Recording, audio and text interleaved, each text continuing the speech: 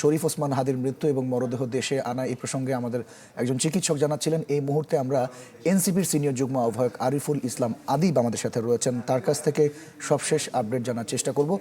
আদিব, আশা করি শুনতে পাচ্ছেন।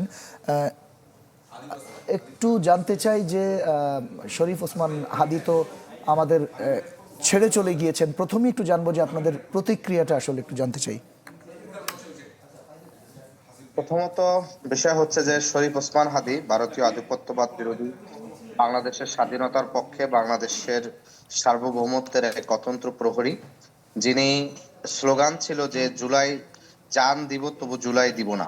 আমরা দেখেছি যে তিনি তার সেই জীবন দিয়ে, ঘাতকের গুলিতে যিনি জীবন দিয়ে তিনি সেটি প্রমাণ করেছেন যে দেশ মাতৃকার তরে তিনি স্বাধীনতার জন্য তিনি তার জীবন দিয়েছেন। আমরা মনে করি যে শরীফ ওসমান হাদি ভাইকে যে গুলিবিদ্ধ করা হয়েছে, এটি শুধু শরীফ ওসমান হাদি নয়, বরঞ্চ এটি জুলাই শক্তি, জুলাইয়ের যারা নেতৃত্ব, ভারতীয় আধিপত্যবাদের বিরুদ্ধে যারা লড়াই সংগ্রাম করেছে, বিশেষ করে শেখ হাসিনার শাসনামলে 15 বছরে প্রতিবেশী রাষ্ট্র আওয়ামী লীগের মাধ্যমে তাদের স্বার্থ রক্ষার জন্য বাংলাদেশের প্রত্যেকটা সেক্টরে যেভাবে ভারতীয় হেজিমনি প্রতিষ্ঠা করেছে, আওয়ামী লীগের উৎখাতের ফলে যে নতুন নেতৃত্ব সেটার প্রতিবাদে যে এখন সামিল হয়েছে, সেই নতুন নেতৃত্বকে মূলত হত্যার মিশনে নেমেছে আওয়ামী লীগের সন্ত্রাসীরা, এবং একই সাথে এর সাথে প্রতিবেশী রাষ্ট্রের সংস্থা স্পষ্টভাবে জড়িত। আমরা প্রথমত হচ্ছে শরীফ ওসমান হাদির এই যে শহীদ হয়েছে সেটা আমরা প্রথমত তার জন্য দোয়া করি। একই সাথে আমরা এখানের কঠোর প্রতিক্রিয়ার জন্য আমরা প্রস্তুত নিচ্ছি।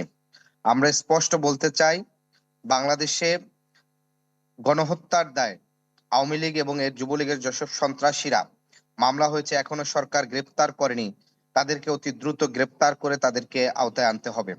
একই সাথে আমাদের রাতেই তাৎক্ষণিকভাবে ঢাকায় বিভিন্ন জোন ভিত্তিক আমরা বিপ্লবী ছাত্র জনতা ঢাকায় বিভিন্ন জায়গায় বিক্ষোভ কর্মসূচি করবে, তাৎক্ষণিকভাবে বিক্ষোভ কর্মসূচি হবে। আগামীকালকে পবিত্র শুক্রবার জুমার নামাজের পরেও বিক্ষোভের আয়োজন থাকবে।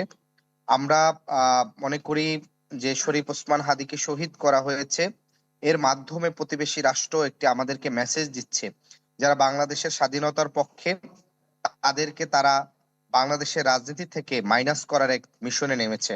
আমরা দেখেছি গত 15 বছর সময় বিএনপি সহ বিরোধী দলের যেসব নেতৃত্ব, বিশেষ করে আমরা দেখেছি ইলিয়াস আলী, যিনি ভারতের বাদের বিরুদ্ধে সিলেটে বড় আন্দোলন করেছেন।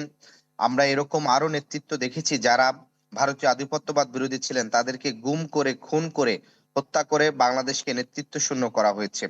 ফলশ্রুতিতে বাংলাদেশের রাজনীতি, বাংলাদেশের অর্থনীতিতে প্রতিবেশী রাষ্ট্র যেভাবে আধিপত্য বিস্তার করতে চায়, সেটার জন্য আগামীর দিনে এই নেতৃত্বরা যেন চ্যালেঞ্জ না হয়, অর্থাৎ কাউকে, কয়েকজনকে হত্যা করে তাদেরকে বাংলাদেশ থেকে মানে রাজনীতি থেকে দূরে সরিয়ে রাখা, এবং এই হত্যার মিশনের ফলে কারোর মধ্যে ভয় তৈরি করে তাদেরকে রাজনীতি থেকে দূরে সরিয়ে রাখার যে মিশন নেছে, সেই মিশন কোনোভাবে সফল হবে না। বরঞ্চ আমাদের লক্ষ লক্ষ ছাত্র জনতা তারা শরীফ ওসমান হাদি হওয়ার আরো প্রস্তুত আছেন, এবং বাংলাদেশের জন্য, বাংলাদেশের স্বাধীনতা সার্বভৌমত্বের জন্য তারা প্রস্তুত আছেন।